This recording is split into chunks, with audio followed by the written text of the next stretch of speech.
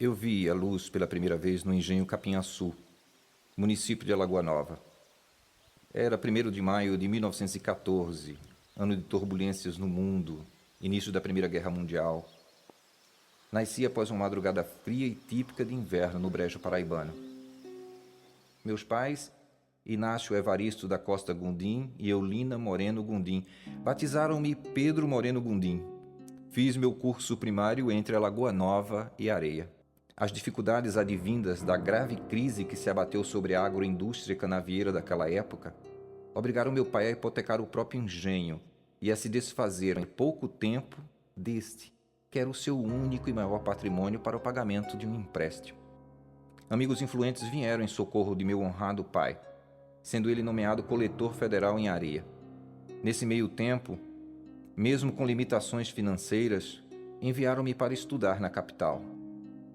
No Liceu Paraibano obtive uma sólida formação, inclusive porque me propiciou a descoberta de que o direito era mesmo minha vocação primeira.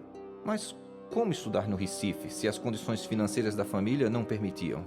Bem, sem que eu soubesse, 2 verdadeiros anjos da guarda entraram em cena e me fizeram uma grata surpresa.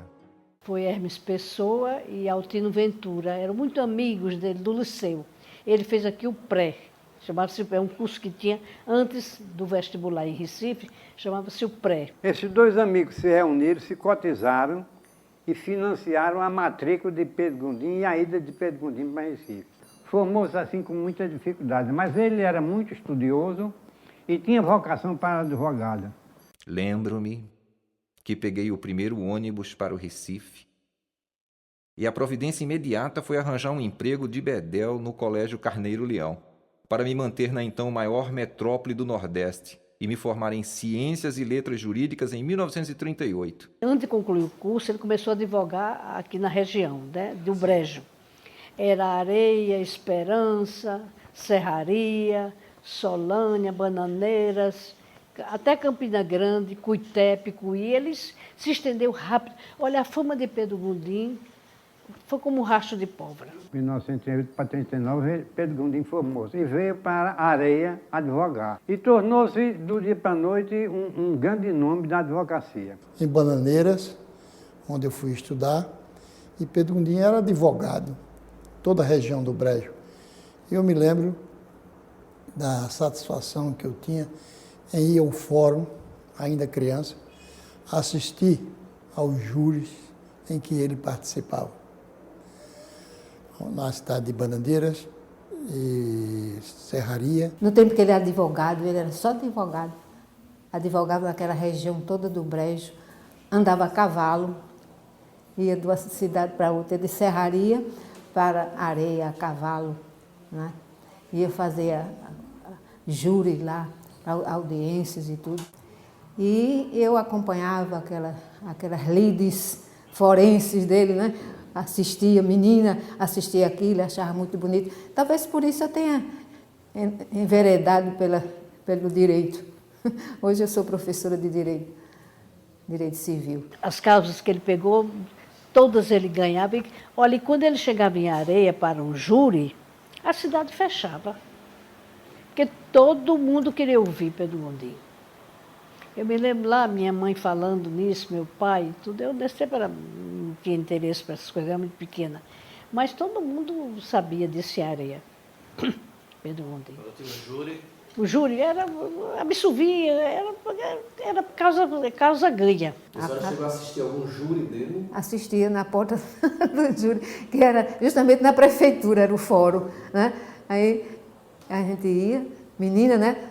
Se enfiava no meio dos grandes, ia lá para frente, ficava debruçado, tinha uma prateleira assim, uma coisa assim, fechando a porta, na meia porta. Aí a gente ficava ali, encostada, assistindo, né? Nessa época, se vivia numa ditadura. Quando ele começou a advogar, uma ditadura. Quer dizer, que ninguém sabia nem quando terminaria. Foi uma surpresa o término até. E ele, quer dizer, que não havia interesse político, não. Era só fazer aquilo que ele gostava e que ele tinha inclinação e que era a sua autêntica vocação. Era advogar. E daí para a política foi um pulo. Aí daí política foi um pulo. Os acenos da política não tardaram a cruzar meu caminho. Com o espírito aberto, Mergulhei de corpo e alma na experiência da vida pública, que mudaria definitivamente os rumos da minha vida. Primeiro como deputado estadual, depois como vice-governador. Ele foi indicado vice-governador numa luta, que não foi fácil ele ser vice-governador. Não foi fácil. Ele foi vice-governador naquele acordo, um grande acordo que Zé Américo comandou, se impôs candidato exatamente por isso, pela confiança que os companheiros tinham na pessoa dele. O doutor Flávio era um empresário, um usineiro, banqueiro, e não era um homem identificado com as causas populares. Pedro Gondim foi um governador que inovou nesse aspecto. Pedro Gondim era um advogado que já vinha, eu lhe contei, já vinha das lutas contra os abusos do coronel Cunha Lima em Areia, senhor de engenho, prepotente, homem de força. Pedro Gondim já vinha dessa luta, já vinha mais ou menos com essa tendência social. De deputado estadual, ele alça a candidata a vice-governador numa chapa de união, de conciliação. O doutor Zé Américo queria sair do governo conciliado. Tinha muita autoridade para isso, muita mesmo. Tinha ascendência política, cultural e moral sobre todos os homens e todos os partidos. Por que, Pedro? Juscelino Kubitschek, liderança populista. João Goulart, liderança populista. Né? Pedro Gondim na Paraíba, liderança populista. Miguel Arraes de Pernambuco, liderança populista. Quer dizer, havia um populismo na época. Por que, Pedro? E nem ele mesmo me respondia. Talvez por modéstia. Mas, na verdade, é que uma coisa se sobrepunha na personalidade de Pedro. Era a determinação. Ele era um homem determinado. O PSD queria que o candidato fosse Janduí Carneiro. Janduí Carneiro era um deputado federal muito atuante, muito eficiente, mas não tinha popularidade. Aí surgiu o problema. Janduí Carneiro, o candidato oficial da cúpula do partido, e Pedro Gondim, o candidato das massas, o candidato das bases populares. Rui Carneiro ficou numa situação difícil, reconhecia que o nome popular, o nome que tinha força popular era Pedro, mas não podia ficar contra o irmão. Quando o doutor Flávio agravou essa situação de São doutor Flávio, Pedro Gondim renunciou e lançou-se candidato mesmo definitivamente. Aí o PSD rompeu com Pedro e expulsou-o do partido. Foi na oportunidade que Pedro passou um célebre telegrama para Rui Carneiro.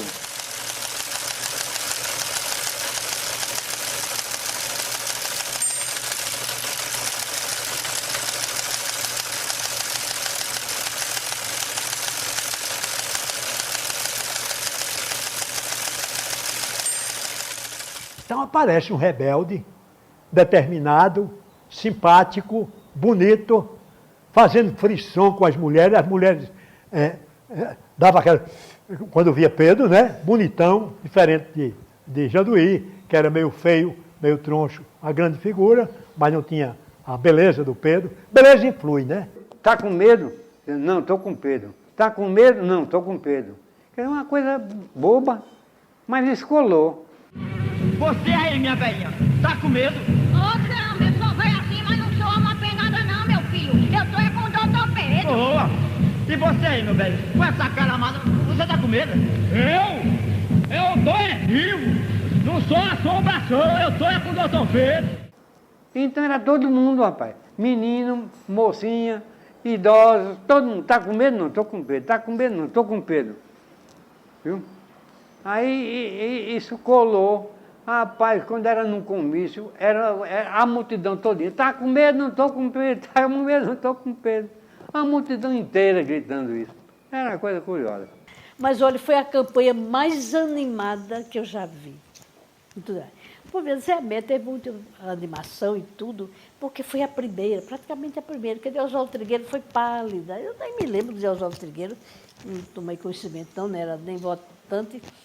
A de Zé Américo foi muito, houve entusiasmo, tudo, mas era uma coisa assim, meio circunspecta. Não sei se era um vulto, a pessoa, aquele homem lendário. Mas muito entusiasmado. Mas a de Pedro foi da bagunça mesmo, da festa, da animação. Alguém gritou, qual é o homem? O homem é Pedro. Então daí saiu. Não houve agência de propaganda, que não existia. Não houve nada. Não houve. Foi um negócio nascido da voz popular, da intuição popular, do sentido popular. Foi uma coisa, aqui para nós, espontânea. Eu assisti uma cena no final da campanha. Né? Faltava, acho que 2 dias para a eleição. Eu fui com o Pedro Gondim a Caiçara e Belém. E à noite ele vinha encerrar Sapé e João Pessoa. Final da campanha, 48 horas antes da eleição. Quando passou em Borborema, numa estradazinha de barro, saíram umas crianças nuas assim, do mato, gritando, o homem é Pedro. Pedro Gondim chorou. É uma coisa curiosíssima as pessoas fazerem fila ordenada para espontaneamente, como um reforço à campanha do governador Pedro Gondim, fazer a sua doação. Essa garrafa principal ficava ali, naquela esquina, é onde estava uma grande bolsa, onde as pessoas colocavam em fila. Eu mesmo, pelo menos que eu me lembro, pelo menos 2 vezes, eu e companheiros nossos do Jornal Norte, vínhamos com um fotógrafo para fotografar nós e as outras pessoas fazendo a doação da campanha. Então era uma retribuição, era um reconhecimento, principalmente a coragem que teve Pedro, que não aceitava o mando, a tutela daqueles que queriam tomar conta do Estado, abdicou do cargo de governador e se candidatou porque tinha apoio do povo. Para mim foi assim, muito importante, porque foi a primeira vez que eu votei, né? Eu votar e meu pai, candidato a governador, tudinho, acompanhei de perto desde o começo. Foi uma campanha feita pelo povo, o pessoal dando dinheiro, colocando dinheiro no garrafão, indo às ruas. Os comícios não tinham shows para atrair as pessoas,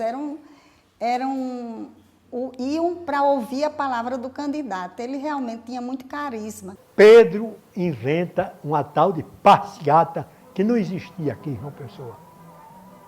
E lá vem o povo, como João Pessoa é uma cidade arborizada, sempre foi arborizada, já foi mais do que hoje. Lá vem o pessoal arrastando galho de mato, galho de árvore. O homem é Pedro, o homem é Pedro, o homem é Pedro. Nessa loucura coletiva, ele voltou ao palácio de forma definitiva. Legitimado por 149.260 votos do povo paraibano que se postou ao meu lado, rebelando-se junto comigo, governei para todos os paraibanos até janeiro de 1966. Suspeito seria eu de propagar em minha própria voz o que fiz, mas a história ninguém ousará negar. Pedro criou os distritos industriais, criou os órgãos para a coordenação da política de desenvolvimento, criou um fundo, fortaleceu o Banco do Estado, difundiu as agências do Banco do Estado para outras cidades do interior. Ele estimulou a cultura na sua versão nova, viu? Botando a União para funcionar e editar livro, chamando artistas, promovendo festivais, feira de livro, biblioteca ambulante, biblioteca saía nos carros ambulantes, Conselho de Cultura, todas as iniciativas culturais válidas que chegavam para ele, ele apoiou. Foi o primeiro governador, aqui vamos fazer justiça, foi o primeiro governador da Paraíba a tratar do planejamento do Estado. Porque até então o Estado não tinha planejamento, não. O planejamento do Estado começou com o governo de Pedro Gondim, com a instituição dos distritos industriais de João Pessoa e Campina Grande. Pedro Gondim modernizou. Pedro Gondim abriu o palácio. A gente vivia naquela época o quê?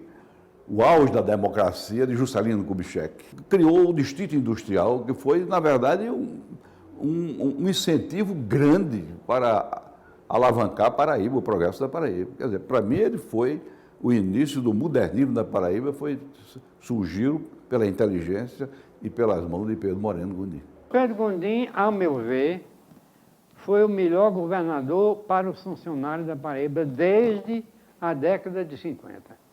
Eu nunca vi um governador ser melhor para o funcionário do que ele, nunca vi. Tivemos alguns governadores bons que deram bons aumentos, mas Pedro deu mais aumentos e deu mais vezes e aumentos maiores. João Pedro Teixeira, essa figura emblemática, João Pedro Teixeira, saiu do palácio, onde teve uma série de pretensões atendidas pelo governador. Quando chegou, saltou do ônibus, lá nas Antas, mataram ele. Mas ele veio a palácio, eu me lembro disso aí.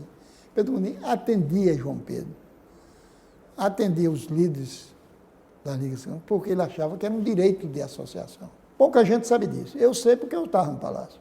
O governo do Dr. Pedro Gondim foi uma festa de cultura na Paraíba, abrangendo cinema, literatura, todas as artes possíveis. Você há de convir que foi no governo dele que surgiu a Paraíba cinematográfica. A Paraíba cinematográfica. Essa coisa que surgiu. Por que na Paraíba? Por que na Paraíba? Então houve um clima. O governo dele permitiu que esse clima aqui para nós medrasse, entendeu? Surgisse.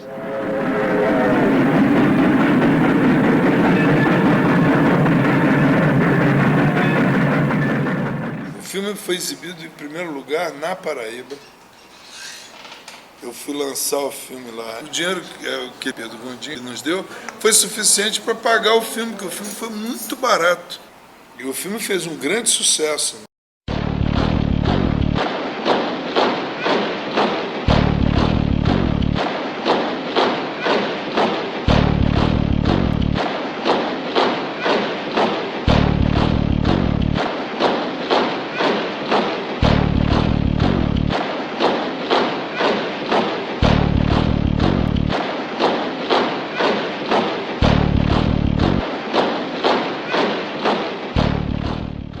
Ele era vaidoso, por um lado, e popular. Agora, era homem de andar na rua e falar com todo mundo. O governo de Pedro, a figura dele foi muito mais importante do que o governo. Não quer isto dizer que ele não foi um governo de obras, mas ele foi um governo muito presente humanamente, entende? Humanamente. Em todos os sentidos. Ele era uma figura presente. Eu vou dar um exemplo a você. Dr. Pedro, governador do estado, no carro oficial, veio uma mulher tentando tirar um pneu, consertar um pneu, sei lá, encher um pneu, trocar um pneu. Salta, vai lá, ajuda a mulher, volta, simplesmente, com a maior naturalidade do mundo. Sem fotógrafo para bater isso, sabe? Sem fotógrafo para bater isso. Essa coisa dele dirigir o próprio carro, certa vez ele foi multado por um soldado de polícia. E quando a multa chegou ao Detran, disseram ao soldado: "Ei, rapaz, tu estás lascado, hein? Porque tu multaste o governador do estado." Aí meu pai, quando soube, chamou o soldado ao palácio. E o soldado foi lá achando que ia ser crucificado, né? E quando o soldado chegou lá, o meu pai disse: "Olha, meus parabéns, você cumpriu o seu dever, você está promovido a cabo." Ele deixava o carro oficial e vinha de casa para o palácio, dirigindo o próprio carro. Ele passava no Ponto Sem Réis, encostava o carro e ia engraxar o sapato. Eu, chefe da Casa Civil, eu me lembro que eu realizei no palácio, organizei uma barbearia que atendia o governador e os funcionários. Ele pouco usava, porque ele vinha e eu novamente voltava aí a barbearia que ele sempre frequentou, né? E isso aí dava a ele o quê? A oportunidade de estar engraxando o sapato no Ponto Sem Réis e uma pessoa do povo chegar diretamente. Quantas vezes?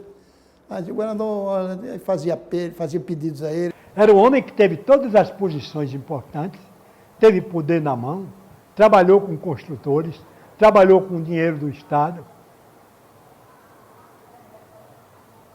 e saiu liso. Saiu pedindo dinheiro emprestado. Pedro era pobre, Pedro não vinha. Ele não fez riqueza como advogado.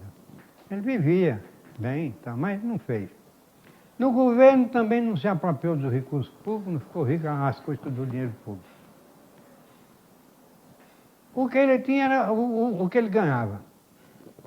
Como governador, depois que passou a ganhar como deputado federal. Fui eleito deputado federal e fiz João Agripino meu sucessor em 1965. Só ainda não havia me dado conta dos reveses a que seria submetido de forma torpe no ápice de minha atuação parlamentar e do regime militar em 1969. Eu tenho a lembrança do momento que foi anunciada a cassação dele no rádio. Alô, alô, repórter Aço, alô?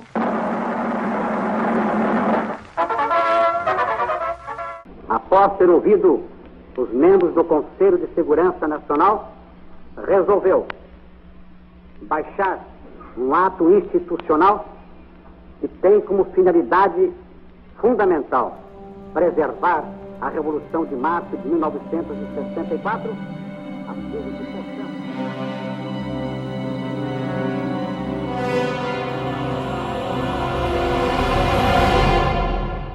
Era sempre um espetáculo de rádio, a lista de novas cassações. As empregadas estavam bem animadas, dançando. Quando foi dito o nome dele, as empregadas imediatamente pararam de dançar, ficaram com um ar assim, meio horrorizado, e eu percebi que alguma coisa muito grave tinha acontecido. Depois dele sair do governo, do Estado, veio aquele problema da eleição direta ou indireta.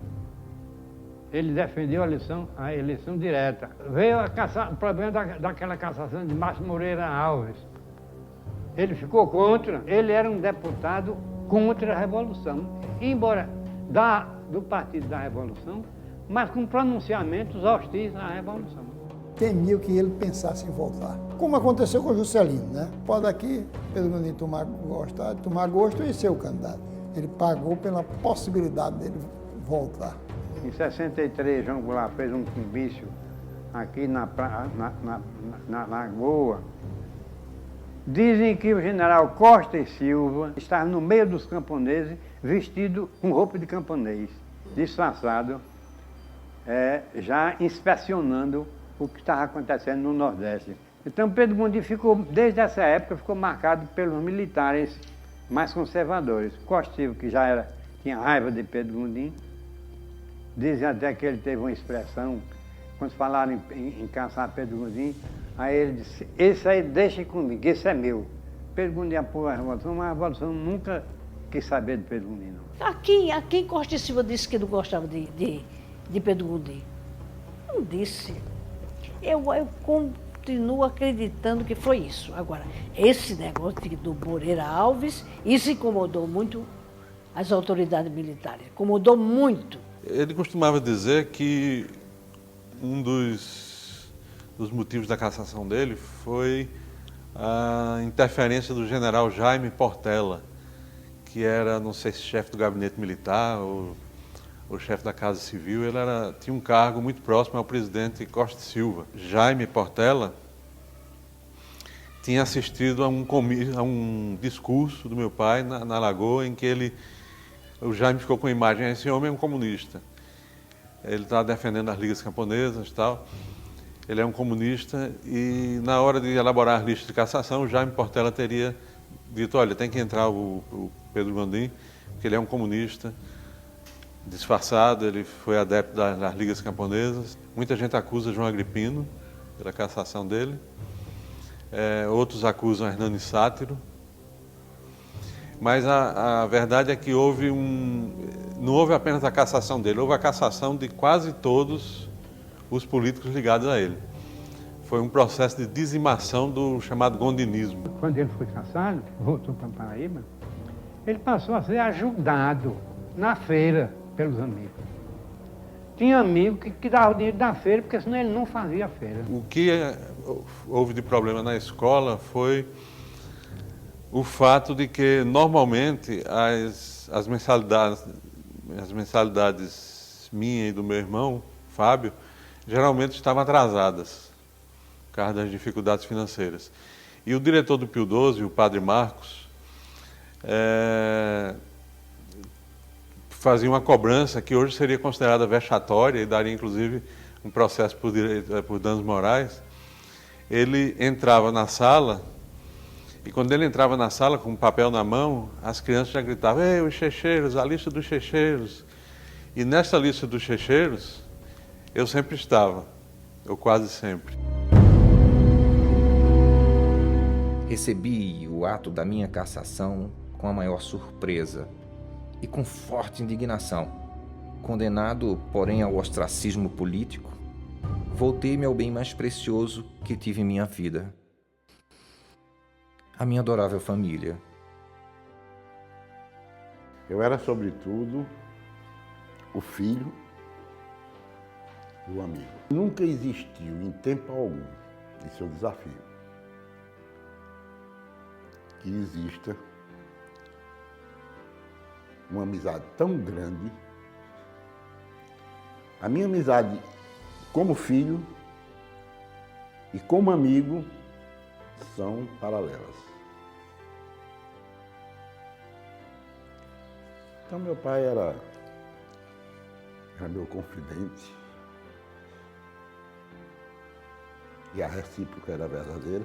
Era uma pessoa determinada, quando era adversário, mas que sempre respeitava o seu adversário.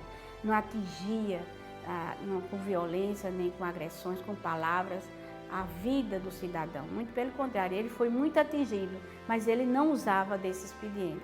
Então, ele sempre encarava com muita naturalidade, respeitava o adversário e ia lutar com ele, claro, nas urnas, né? Que é a melhor forma de você expressar a sua convicção, a sua vontade e a expressão do povo.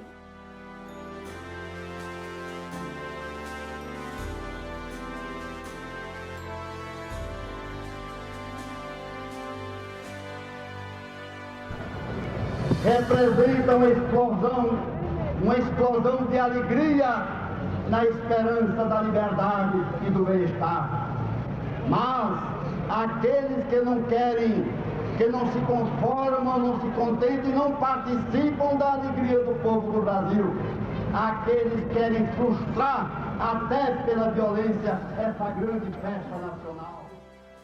Então, meu pai deixou muita lição de vida para a gente e lição de amor.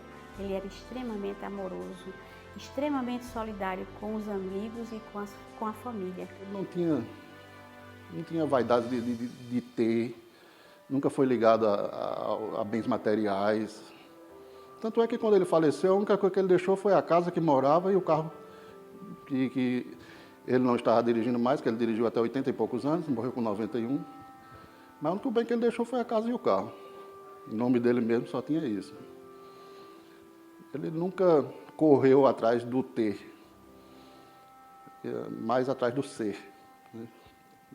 Era mais importante para ele. Meu pai foi um poeta, né? E ele era uma pessoa tão humilde, para você ver a questão de humildade do meu pai.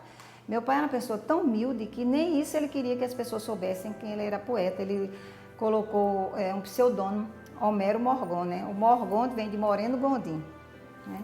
Porque ele não queria que as pessoas admirassem a poesia por ser um ex-governador, né? Então, e são várias as poesias dele. Canto da Solidariedade, Abraço das Raças. Tem poesias de cunho social muito boas, muito boas. Meu pai me contou muito sobre meu avô. E talvez nesses momentos de dificuldade em que a vida nos leva a lembrar histórias para fazer presente, eu tenho o meu avô como bússola, como guia, como luz, assim como meu pai. Por isso, é muito importante a memória e o resgate dessa história, a história de um brasileiro, de um paraibano destemido, ou seja, sem medo. Por isso, eu estou com Pedro. A presença de vovô, para nós, na nossa infância, na nossa adolescência, até mesmo na fase adulta, foi muito forte. E nós nos sentimos privilegiados. Privilegiados porque tivemos o seu afeto, privilegiados porque tivemos o seu dengo, privilegiados porque tivemos o seu carinho. Vovô Pedro tem, na minha história política, uma referência plena, na condição de neto da mesma forma, mas principalmente com os seus exemplos de probidade, de transparência, de honradez, de seriedade, de bom trato com todos. Ele sabia como ouvir, ouvia e tratava a bem indistintamente a todos que lhe procuravam. Uma pessoa que amava as plantas, os animais, então uma pessoa que o amor estava presente em tudo. E eu acho que por isso mesmo que ele foi tão bem sucedido. Acho que meu pai se realizou. E hoje eu peço que meus filhos e meus netos tenham nele um exemplo, porque realmente para nós foi um grande exemplo. Faz muita falta? Muita, ainda hoje, com certeza. Muita falta. Era uma palavra de carinho, era uma orientação. Toda a vida foi assim. Tanto tempo e ele está presente, com certeza.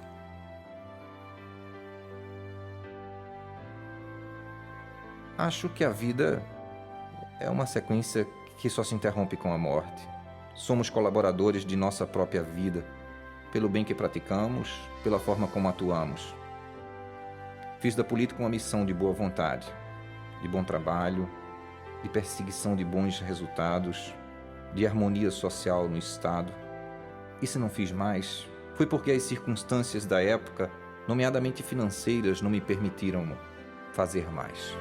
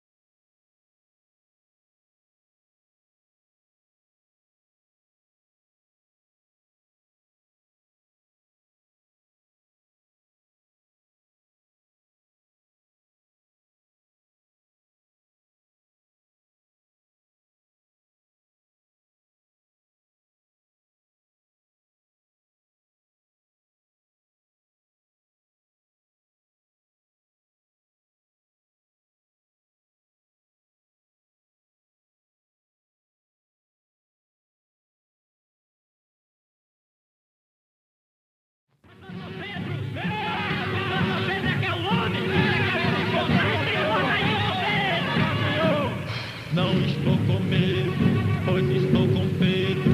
E pra que ter medo, se o homem é Pedro? Quem é o homem? O homem é Pedro. Quem é o homem? O homem é Pedro. Ah, isto de medo é pra quem tem medo. Não conhece medo. Quem está com Pedro está com medo. medo? Não, estou com Pedro. Está com medo? Não, estou com Pedro. Está com medo? Não, estou com Pedro. Quem está com medo não é gente não, é alma penada, é assombração. Está com medo? Não, estou com Pedro. Está com medo? Não, estou com Pedro. Você aí, minha velha, está com medo? Ô, caramba, eu sou velha assim, mas não sou alma penada não, meu filho. Eu tô é com o doutor Pedro. Boa! E você aí, meu velho, com essa cara amada, você tá com medo? Eu tô é vivo. Não sou assombração, eu tô é com o doutor Pedro. Viva o doutor Pedro! Vamos matar o doutor Pedro agora!